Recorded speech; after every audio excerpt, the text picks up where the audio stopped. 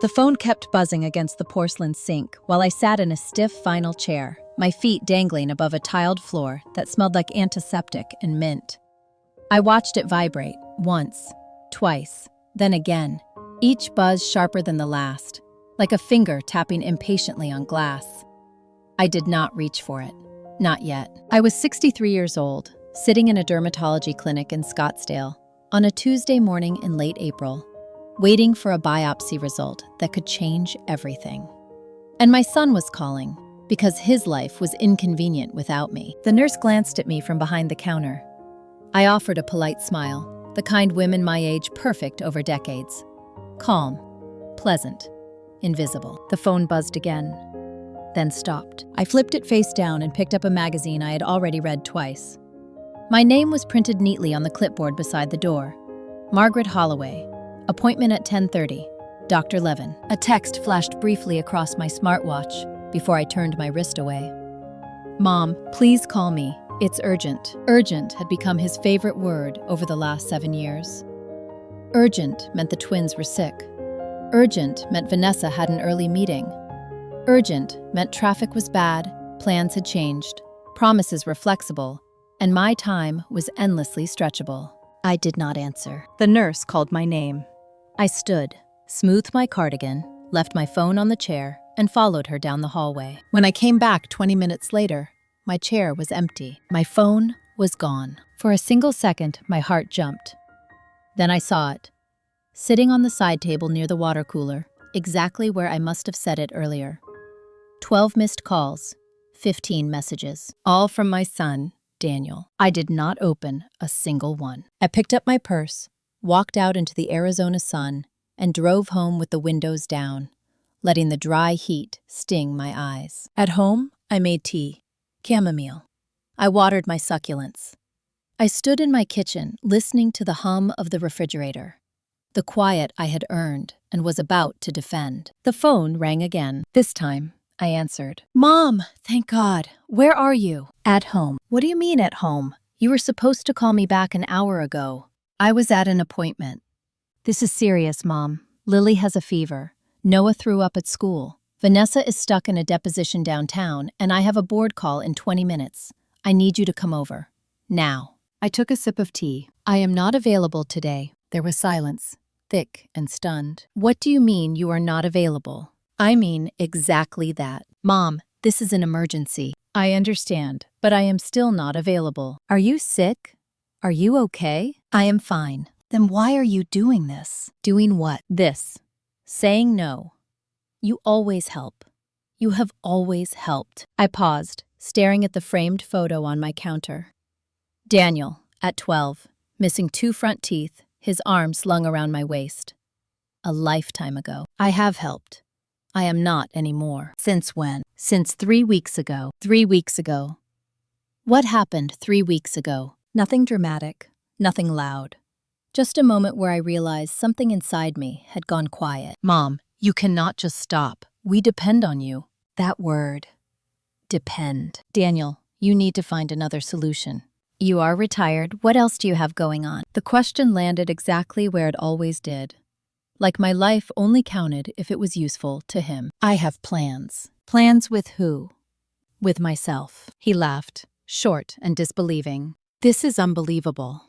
I smiled, slow and steady. Good luck, Daniel. I hope the kids feel better. I hung up before he could respond. The phone rang again immediately. I turned it off. That was the moment everything changed. Not because I was angry. Not because I wanted revenge, but because for the first time in 7 years, I chose myself. And I had no idea how much that choice was about to cost them. 3 weeks earlier, I had been standing in Daniel and Vanessa's kitchen, scraping dried frosting off a tray while balloons sagged gently against the ceiling. It was Lily's 8th birthday. The twins' party had ended an hour ago. 20 children had come and gone, leaving behind sticky floors, smeared fingerprints, and the soft echo of chaos. I had arrived at 9 that morning to help set up. I was still there at 5 in the afternoon. Vanessa breezed in from the backyard, phone pressed to her ear, heels clicking sharply on the tile. Yes, I told them I would circle back Monday. No, I am not moving the deadline. She glanced at me, mouthed, "Thank you," and disappeared into the hallway. Daniel was in the living room, laughing with another parent, beer in hand. I watched him from the kitchen doorway, the way his shoulders relaxed now that the work was done. My work. A woman I recognized vaguely from school pickup stepped beside me. Susan, I thought. Or maybe Lauren. Margaret, she said warmly. You must be exhausted. This party was amazing. Thank you. The kids had fun. That's what matters. Vanessa is so impressive, she continued. 3 kids, full-time career, hosting parties like this. I don't know how she does it. I smiled, the familiar tightness in my chest. I help a lot. Vanessa reappeared at my side, phone now tucked away. Oh, Mom helps sometimes, she said lightly. She loves it. She does not have much else going on. The words were casual, almost affectionate. They cut deeper than anything ever shouted. Sometimes, not 5 days a week. Not the early mornings, the late nights, the canceled trips, the dinners reheated alone. Just sometimes. Another parent joined us. Compliments flowed toward Vanessa, her organization, her balance, her grace under pressure. I stood there, invisible, holding a dish towel. Something shifted then. Not snapped, slid. Later, when the house was finally quiet, I approached Vanessa by the sink. Do you actually need me here anymore? I asked gently. She laughed, surprised. Oh no, we're just cleaning up. You can head out, obviously. That night, I sat in my car outside my condo for nearly half an hour, engine off, hands resting in my lap. I had been waiting for gratitude, for acknowledgement, for a moment where someone looked at me and said, "We see you." Instead, I had received honesty. I was not needed. I was convenient. On Monday, I sent a text. I will not be able to watch the kids anymore. You will need to make other arrangements. Daniel called immediately. I did not answer. He texted, Mom, are you okay? I replied, I am fine. I am just not available. They would accuse me of abandoning them, of punishing the children, of being dramatic. But the truth was simpler. I had spent 7 years giving my life away, piece by piece. And when I finally stepped back, they panicked. Because people who benefit from your silence always do. By the time Daniel showed up at my door 2 days later, pounding like something had been stolen from him, I already knew this was not going to end quietly, and I was done being quiet. Daniel stood on my doorstep with the same expression he used when he was a teenager, caught sneaking back in after curfew.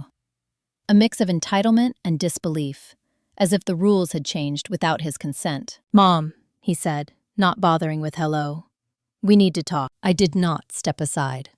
I did not invite him in. Talk about what? About this.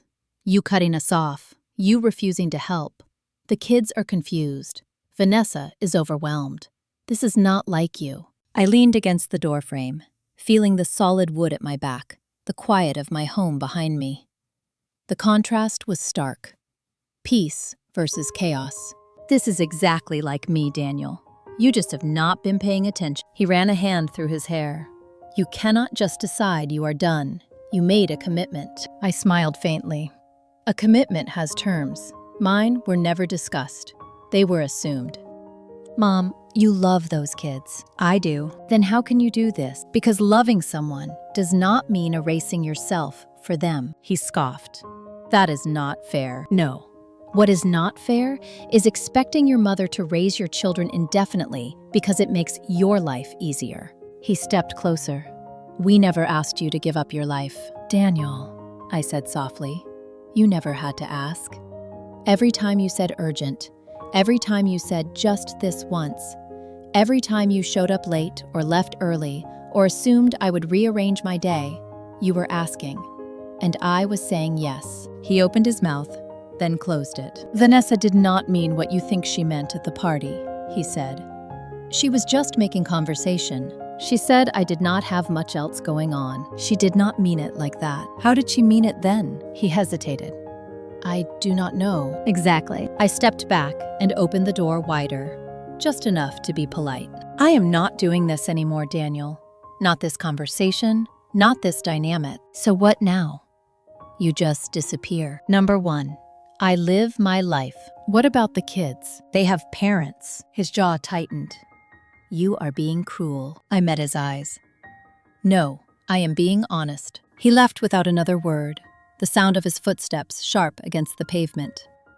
I closed the door, locked it, and stood there breathing until my hands stopped shaking. That night, my phone filled with messages. Vanessa. Long paragraphs. Confusion. Hurt.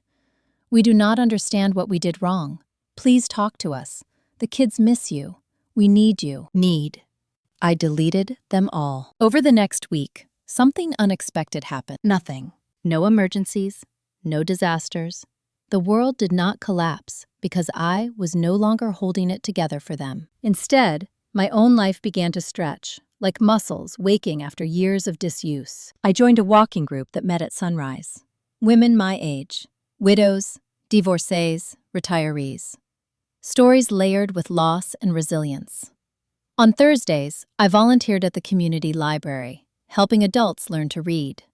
I signed up for a pottery class and ruined my first 3 bowls. I laughed. Out loud. Alone. Daniel stopped calling.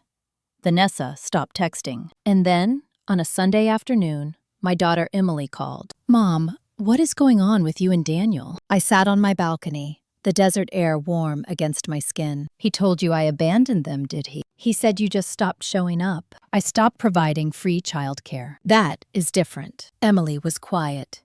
You know he is under a lot of pressure. So was I. For 7 years, she sighed.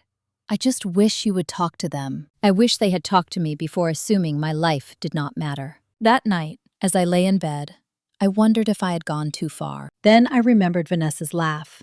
Casual, certain, obviously not. And the doubt faded. 2 months passed without seeing the children. I told myself I was fine. And most days, I was. But grief is not loud. It is a low hum, a presence you notice in the quiet moments. When I passed the playground near my condo, when I saw a little girl with Lily's dark curls in the grocery store, when I found a drawing Noah had left in my glove compartment months earlier, I did not reach out. Self-respect requires discipline. On a Friday evening in early July, I was at a small dinner party, laughing over a bottle of wine with friends, when my phone buzzed with an unfamiliar number. Hi, Grandma. This is Lily. Daddy says I can text you now. My breath caught. I excused myself, stepping onto the patio, the laughter behind me fading into a blur. Hi, sweetheart. I miss you. I miss you too. Can I come see you? I stared at the screen, tears blurring the words. I would love that. Ask Daddy if he can bring you. Just to visit. The dots appeared. Disappeared. Appeared again. Daddy says okay. Tomorrow. Tomorrow. I typed back. Tomorrow is perfect. The next morning, I baked cookies. Lily's favorite. Chocolate chip with extra vanilla. I set the table. I practiced breathing. At 10 sharp, Daniel's car pulled into the driveway. He got out first, hesitant, watching my face for signs I might fold. Lily jumped out before he could say anything, running straight into my arms. Grandma. I held her tightly, breathing in the scent of sunscreen and childhood. We spent the morning drawing, talking, eating cookies. Daniel hovered, uncertain, waiting. When it was time to leave, he cleared his throat. Mom, maybe Lily could stay a few hours. You know, like before. I straightened, gentle but firm. No. His eyes flashed. Are you serious? Yes. Lily looked between us, confused. Grandma has plans, I said softly to her. But we will see each other again. With planning. Daniel exhaled sharply. You are really not going back, are you? I looked at him. Truly looked. No, I am not. He nodded slowly, something like understanding flickering across his face. Or maybe fear. As they drove away, my heart ached, but it did not break, because for the first time, the relationship was on my terms. And that changed everything. The first boundary always hurts the most. Not because it is wrong, but because it exposes how comfortable everyone else was when you had none. After Lily's visit, Daniel went quiet again. Not angry quiet, strategic quiet. The kind meant to make you doubt yourself. No calls, no texts, no photos of the kids. Silence as punishment. I noticed it immediately, and I did not chase it. Instead, the consequences arrived sideways. 3 weeks later, I received an email from Daniel's company. Subject line: Family emergency contact. Update required. I stared at the screen longer than necessary, a slow understanding settling into my bones. They had removed me. For 7 years, I had been the first call, the guaranteed solution, the woman who would drop everything and show up before the phone stopped ringing. And now, I was inconvenient. I closed the email without replying. That same afternoon, Emily called again. Mom, Daniel is furious. I set my phone on speaker and continued slicing vegetables for dinner. About what? About you embarrassing him? He said his office called Vanessa because you were unavailable. I smiled slightly. I was unavailable. He says you are forcing them into impossible situations. Emily, I said carefully, when did their childcare become my responsibility? She hesitated. Well, it kind of always has been. Exactly. There was a pause. Then, softer, he says Vanessa feels judged. I laughed once, surprised by the sound of it. Judged for what? For working, for needing help, for being overwhelmed. I put the knife down. Emily, I never judged Vanessa for needing help. I judged her for erasing me while taking everything I gave. That night, I slept deeply. The kind of sleep that only comes when your conscience is clear. 2 days later, Vanessa showed up at my door. She stood there stiffly, designer bag on her shoulder, lips pressed tight. Margaret, can we talk? I stepped aside and let her in. She did not sit. She paced. I just do not understand why you are doing this, she said. We always thought you wanted to be involved. I wanted to be valued. She crossed her arms. We thanked you all the time. You thanked me the way people thank furniture. Appreciative, but replaceable. Her eyes flashed. That is unfair, is it? When you told people I help sometimes. When you said, I do not have much else going on. When you laughed when I asked if I was needed. She opened her mouth, then closed it. I was stressed. So was I. For 7 years, she exhaled sharply. We are offering to pay you now. I shook my head. I do not want money. Then what do you want? Respect. Choice. A relationship that does not depend on what I can provide.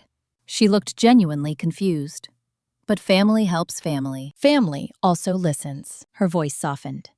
The kids miss you. I miss them too. Then why are you doing this? Because I cannot see them from a place of dignity if I am only allowed near them when I am useful. She stared at me as if seeing me for the first time. Or perhaps realizing she never had. If you do not help us, she said slowly, we might have to make some hard decisions. I met her gaze. You already did. She left without another word. That night, you are tearing this family apart, I typed back. Number 1, I am refusing to hold it together by myself. The real retaliation did not come from anger. It came from paperwork. In August, Daniel called me to lunch. Neutral territory, a cafe halfway between our homes.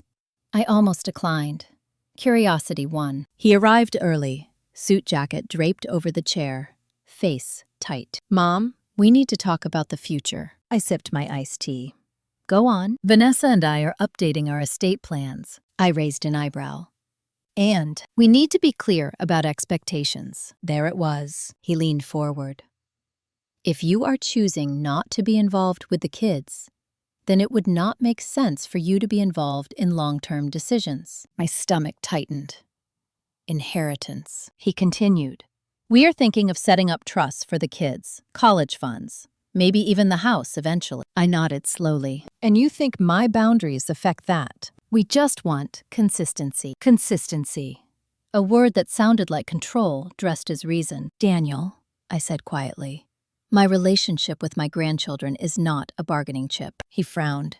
No one is saying that. You are implying it. He looked away. We just think actions have consequences. I smiled then. A real one. You are right.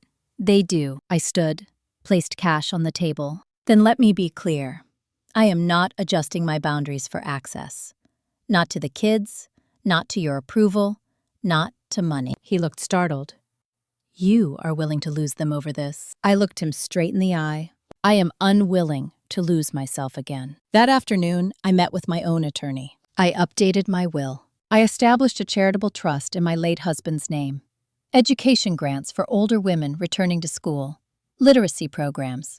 Causes that aligned with the life I was building. I did not disinherit anyone out of spite. I simply stopped centering my legacy around people who did not see my worth while I was alive. 2 weeks later, Daniel found out. He called, voice tight with disbelief. "You are giving your estate away. I am choosing where it goes. What about us? You are adults, capable, employed.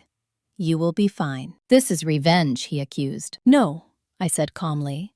"This is alignment." Silence stretched between us. "You have changed," he finally said. "Yes, and I survived it." That night, I sat on my balcony, the city lights soft in the distance. For the first time, I felt something shift back in my favor. Not power over them, power within myself. And I knew, deep in my bones, the hardest part was still coming. The backlash did not explode. It seeped. After the will update, Daniel did not call for weeks. Vanessa unfriended me on social media. Mutual acquaintances stopped mentioning birthday parties and school events in my presence, as if silence might soften the truth. I let it. Peace is not passive. It is maintained. In September, I ran into Susan from school pickup at the grocery store. She looked startled, then relieved. "Margaret, I was hoping I'd see you." We chatted about nothing at first. Weather, produce prices, the usual polite dance. Then she leaned closer, lowering her voice. "I hope this isn't awkward, but I wanted you to know something. Vanessa's been telling people you chose to step back because you're overwhelmed, that you asked them to stop relying on you." I met her eyes. "Did she say why?" Susan hesitated. "She implied you were struggling. Memory issues, fatigue." I felt the ground steady beneath my feet. "Thank you for telling me." I went home and sat at my desk. For a long time, I did nothing. Then I opened my laptop and wrote a single email to Daniel and Vanessa. "I understand you are explaining my absence in ways that make you more comfortable. I will not correct you publicly. But if you imply that I am unwell, unstable, or incapable again, I will respond with the truth, in detail.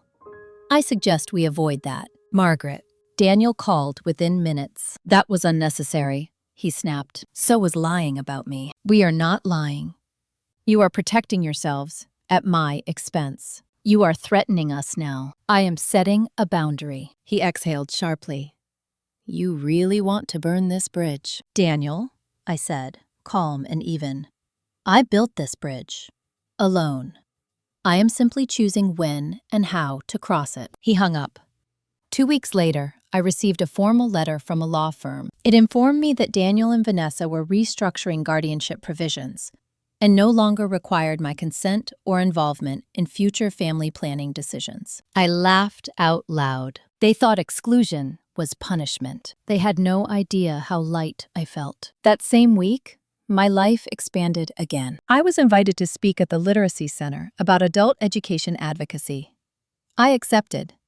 Standing at the podium, looking out at women my age who had survived divorces, caregiving, invisibility, I felt something settle into place. My voice mattered. Afterward, a man approached me. Tall, kind eyes, slightly nervous smile. "My name is Thomas," he said. "I lost my wife 3 years ago.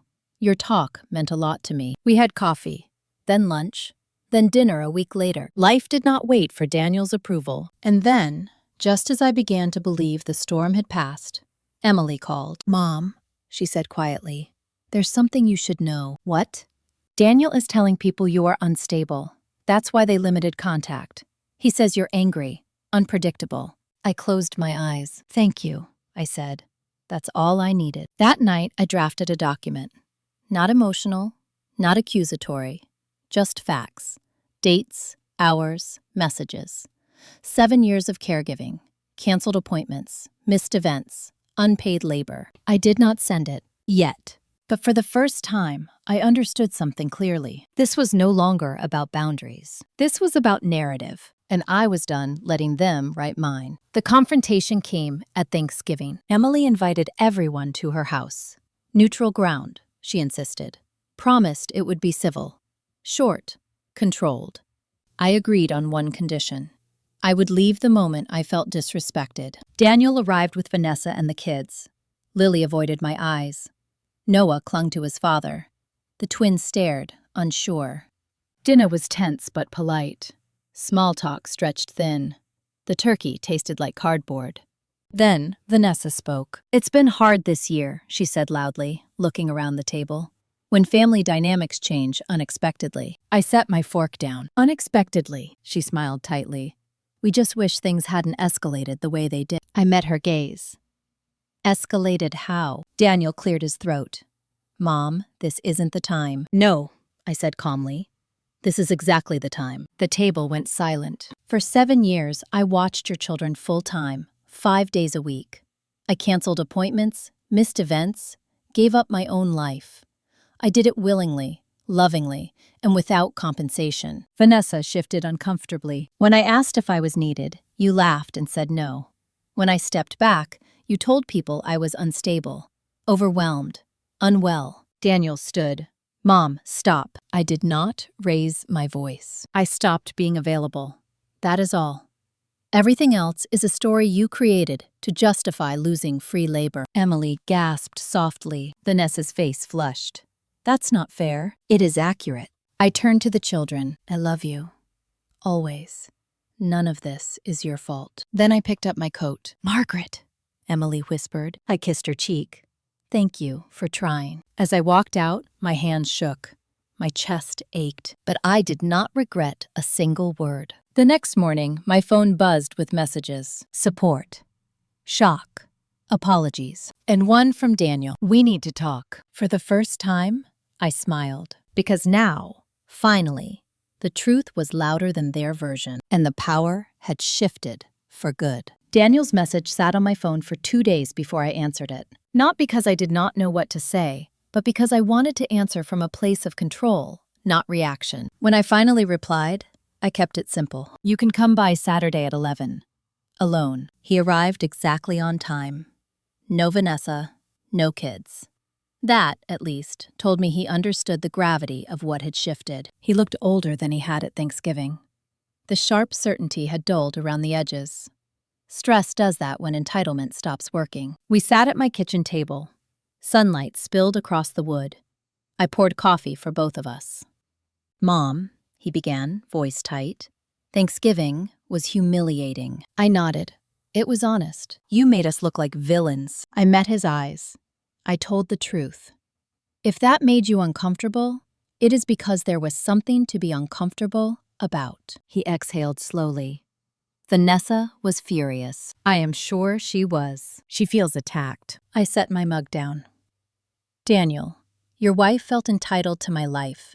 When I declined, she attacked my character. Those are facts." He rubbed his temples. "We never meant to take advantage of you. Intent does not erase impact." He was quiet for a long moment. "The kids ask about you all the time," he said finally. "Especially Lily." My chest tightened, but I did not let it show. "What do you tell her?" "That you are busy. That you need space." I nodded. "That is accurate." He looked up sharply. "You are really okay with this distance?" "No," I said honestly. "I am not okay.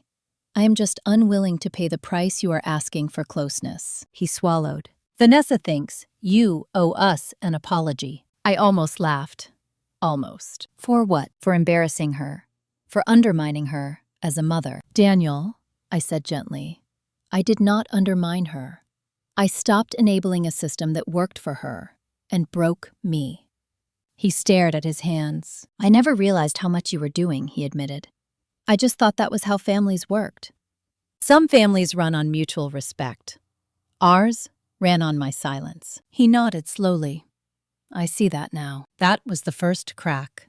Small, but real. "What do you want now?" he asked. I leaned back in my chair. "I want a relationship that does not depend on what I provide. I want invitations without expectations. I want to be allowed to say no without punishment. And I want my reputation restored." He frowned. "What do you mean?" "You told people I was unstable." He winced. "Vanessa did. I didn't stop her." "Then stop her now." He hesitated. "That will cause problems." I smiled faintly. "Daniel, problems already exist. You are just choosing who bears them." Silence settled again. "I cannot promise Vanessa will change," he said quietly. "Then neither will I." He stood to leave an hour later. At the door, he paused. "Mom, I am sorry for taking you for granted. It was not enough, but it was something. After he left, I sat alone, hands wrapped around my cooling coffee. The door had cracked open. Whether it would ever truly open was no longer my concern. The counterattack came quietly, dressed as concern. In January, I received a call from a social worker. "Mrs. Holloway," she said carefully, "we received a report expressing concern about your mental well-being." I almost laughed. Almost. "May I ask the nature of this concern?" There were claims of emotional volatility, strained family relationships, and potential isolation. I closed my eyes. Who made the report? I cannot disclose that, but I knew. I invited her to visit. She arrived 2 days later. We spoke for an hour. I showed her my calendar, my volunteer schedule, photos from hiking trips, notes from my doctor, letters from friends. At the end, she smiled apologetically. "I see no cause for concern. I am sorry for the intrusion." I walked her to the door, with my head high. Then I called my attorney. Within a week, a cease and desist letter went out. Factual, precise, unemotional. It outlined the consequences of making false statements that questioned my competence. Daniel called that night, furious. "Did you really get lawyers involved?" "Yes." "You are escalating this." "No, I am ending it," Vanessa cried in the background, loudly, performatively. "We were just worried about you." "You were worried about losing control." Silence. "From this point forward," I continued, "any attempt to discredit me will be addressed legally. I have documentation. I suggest you stop." "You would do this to family." "I would protect myself from anyone." The calls stopped after that. Months passed. Spring returned. One afternoon, Emily came over for lunch. She looked at me carefully. "You seem lighter," she said. "I am." "Do you miss them?" "Every day." "Then why not fix it?" I smiled gently. "Emily, fixing something that was never built to hold you is not repair. It is surrender." That evening, my phone buzzed. An unknown number. "Hi, Grandma. It's Lily. I'm not supposed to text you, but I found your number in Dad's old phone. I miss you." My breath caught. I typed slowly. "I miss you too, sweetheart. Can I see you?" I paused, thought of boundaries, of traps, of old patterns. Then I typed, "I would love to see you with your parents' permission, just to visit." The dots appeared, disappeared. "Okay, I'll ask." I set the phone down and sat very still. This was the true test. Not whether they needed me, but whether they could accept me without owning me. And for the first time since all of this began, I felt something close to hope. Quiet, cautious, but real. Lily's visit happened on a Sunday afternoon in early May. Daniel texted that morning, "We will come by at 2, just for a visit." Just for a visit. 4 words that carried more weight than any apology he had ever offered. When the doorbell rang, I took a breath before opening it. Daniel stood there with Lily and Noah. Vanessa stayed in the car. That, too, told me something. Lily rushed forward, wrapping her arms around my waist like she had never left. I closed my eyes, letting myself feel it fully this time. The warmth, the familiarity, the ache. We spent 2 hours together, coloring at the kitchen table, eating fruit on the balcony, talking about school, friends, small things that mattered deeply to children, and reminded adults what mattered at all. Daniel sat on the couch, watching. Quiet, observant, not asking, not assuming. When it was time to go, Lily tugged my sleeve. "Grandma, can I come back again?" I knelt in front of her. "I would love that. But it has to be planned, and it has to be a visit, not babysitting." She nodded solemnly. "Okay." Daniel cleared his throat. "That's fair." It was the first time he had said that without resentment. As they left, I felt both full and hollow. Love does that when it is no longer mixed with obligation. That night, "Thank you for today. I see now what you meant," I replied once. "I am glad." Weeks passed. Then months. Visits became occasional. Planned. Short. Respectful. Vanessa remained distant. Polite at best. I did not push. Relationships repair only when both sides are willing to see the damage clearly. One afternoon, Daniel asked if I could watch the kids for a few hours while they attended a wedding. I did not hesitate. No. That was the moment I knew the old pattern was truly broken. Not because he stopped asking, but because he finally accepted my answer. I was no longer the default. I was a choice, and so were they. On my 65th birthday, I woke up early and sat on my balcony, coffee warming my hands, the desert sky pale and endless. 2 years had passed since the day I stopped being available. My life was not perfect. I still missed the children more than I liked to admit. Vanessa and I existed in a careful truce.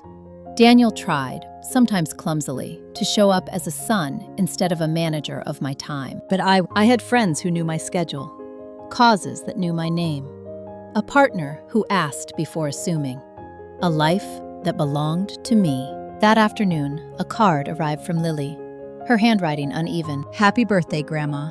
Thank you for teaching me that saying no is okay." I cried then, not from sadness, from pride, because the real revenge was never punishment.